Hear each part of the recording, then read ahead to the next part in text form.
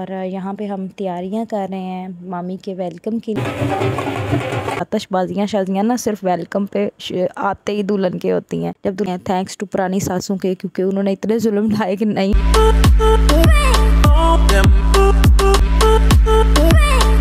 अस्सलाम वालेकुम एवरीवन, उम्मीद है आप सब बिल्कुल ठीक होंगे। Welcome to my new vlog. और आज व्लॉग है बारात डे पे। और बारात थी मेरे मामू की और बारात जानी थी लाहौर। निकाह हो चुका था 1-1.5 साल पहले ही, जो कि मेरी शादी से 1 वीक पहले। फिर कुछ लोग गए और सिर्फ मामी को जाके ले आए थे। और यहाँ पे हम तैयारियां कर रहे हैं मामी के वेलकम के लिए। और यहाँ पे फूल शुल बुके लाए गए थे और पत्तियाँ शत्तियाँ, और माशाल्लाह 40+ लोग थे। हम लोग यहाँ पे सिर्फ अपने, कोई बाहर का नहीं था। मेरा माशाल्लाह ननियाल बहुत बड़ा है, तो इस वजह से उनके बच्चे और मेरी खालाएं मामू सब जमा हुए, तो 40 या 45+ लोग बनते हैं। तो यहाँ पे ये अभी ब्राइड नहीं आई, तो यहाँ पे बस ढोल बज रहे हैं और तैयारियां हो रही हैं। इस शादी की अमेजिंग बात एक ये थी कि इसमें मैंने शमूलियत सिर्फ अपने हस्बैंड के साथ नहीं की, बल्कि मैंने अपने बच्चे के साथ भी की थी। तो ये शादी इसलिए मेमोरेबल और अमेजिंग रही क्योंकि इसके साथ काफ़ी मेमोरीज जुड़ी थी। और ये देखें, बच्चे के साथ ये फीडर पकड़ के मैंने सारा इंजॉयमेंट किया। यहाँ पे मैं फीडर बना के खड़ी थी और मेरा बच्चा मुझे मिल ही नहीं रहा था कि कहाँ गुम हो गया है।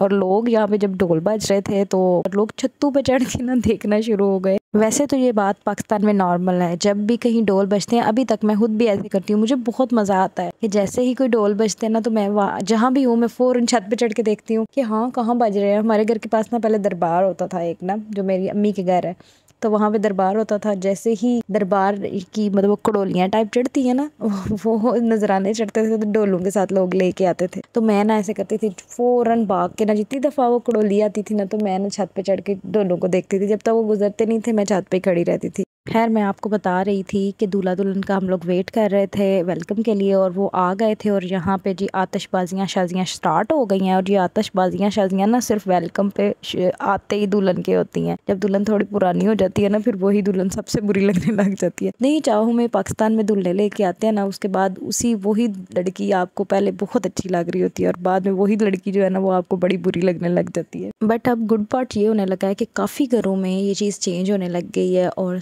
या घर वाले बहुत अच्छे अब होने लगे हैं, थैंक्स टू पुरानी सासों के, क्योंकि उन्होंने इतने जुल्म ढाए कि नई वाली आने वाली सासू ने कहा नहीं जी बस अब और नहीं, अब हम लोग अपनी बहुओं के साथ वो कुछ नहीं करेंगे जो हमारे साथ हुआ है। अब मुझे पता है आप लोग ये सोच रहे होंगे कि कब से कह रही है कि शादी का व्लॉग है, शादी का व्लॉग है, लेकिन एक भी ढोल की आवाज़ इस लड़की ने सुनाई नहीं, सिर्फ अपनी बातें सुनाई जा रही है। वेट कर लो, सुनाने लगी हूँ, ज़्यादा इंतज़ार नहीं करवाऊँगी।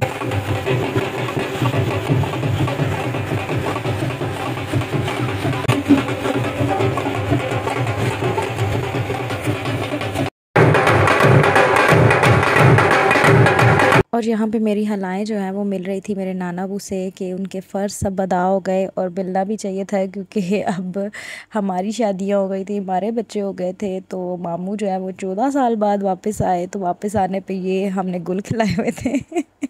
ये 7 ड्यूटियाँ निभा रहे थे हम लोग, और साथ साथ हम लोग शादियाँ अटेंड कर रहे थे उनकी।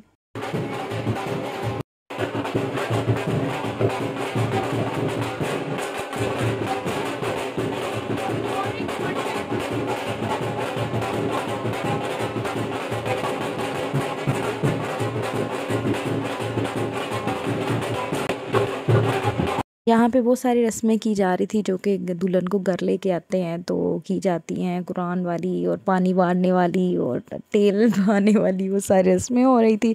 और हम यहाँ अपनी रस्में निभा रहे थे, दूध फीडर शीडर ही नहीं हमारे ख़त्म हो रहे थे। तो अब मैं आपको दिखाती हूँ ब्राइडल रूम। ब्राइडल रूम खोलते ही ना सबसे पहले जो है ना, मेरी तो सारी कस्में यादें ताज़ा हो गई। सही बात है, मेरी भी ऐसी ही सेज सजी थी। और ये सेज जो है ना, इसकी फूल तो मैं कहती हूँ हाय, आपको ना कोई और फूल अच्छे लगे ना लगे ज़िंदगी में, ये अपने रूम के फूल जो होते हैं ना, आपको उतारने को दिल नहीं करता। मेरी शादी ना सर्दियों में हुई थी, तो मैंने ना 1 मंथ बाद ना अपने रूम से ना ये फूल अपनी सेज के उतारे थे। तो फिर मुझे आज तक अफसोस होता है कि मैंने जल्दी उतार लिए थे। आपको शादी से पहले ये सब कुछ फील नहीं होता, लेकिन शादी के बाद जब आप ऐसे दोबारा आ जाते हैं शादियों पे, कुछ लोग रिलेट कर सकते होंगे मेरे साथ इस बात को, कि फिर आपको ना अपना टाइम याद आता है, हाय हम भी ऐसे आए थे, हमने ऐसा लहंगा पहना था, हमारी ऐसी सेज सजी थी, ये हुआ था वो हुआ था, सारी यादें ताज़ा हो जाती हैं। और शादी पे जाने का भी बड़ा मज़ा आता है।